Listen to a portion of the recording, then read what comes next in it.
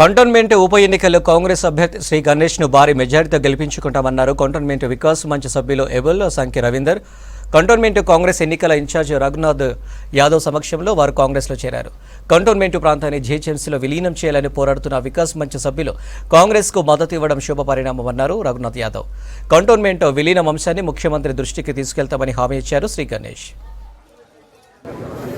ఎన్నో సంవత్సరాల నుంచి మన కంటోన్మెంట్ కాన్స్టిట్యుయెన్సీలో సమస్యలు, బాధలు, ఎంతమంది ఇల్లు కట్టుకోవాలన్నా కూడా పర్మిషన్లకు ఇబ్బందులు, పర్మిషన్లు వచ్చిన చుట్టుముట్టు ఏమో ఎక్కువ స్క్వేర్ ఫీట్ వచ్చేది.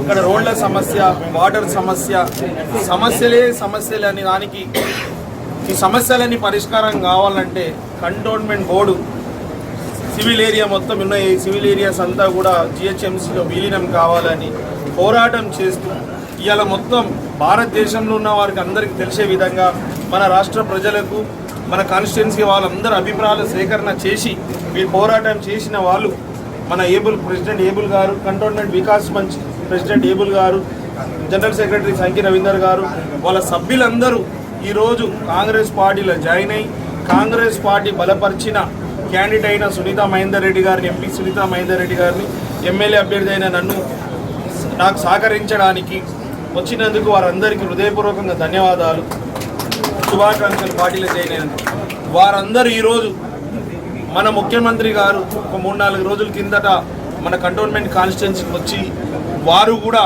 మన దగ్గర ఎంపీ ఉండే ఈరోజు ముఖ్యమంత్రి కాబట్టి వారు చెప్పింది ఏంది, కంటోన్మెంట్ గల్లీ నాకు తెలుసు, కంటోన్మెంట్ ప్రతి సమస్య నాకు తెలుసు, ఈ సమస్యలని పరిష్కారం కావాలంటే ఈ కంటోన్మెంట్ బోర్డులో ఉన్న సివిల్ ఏరియాస్ అంతా జిహెచ్ఎంసీలో మర్జ్ అయితేనే సమస్యలు పరిష్కారం అవుతాయి.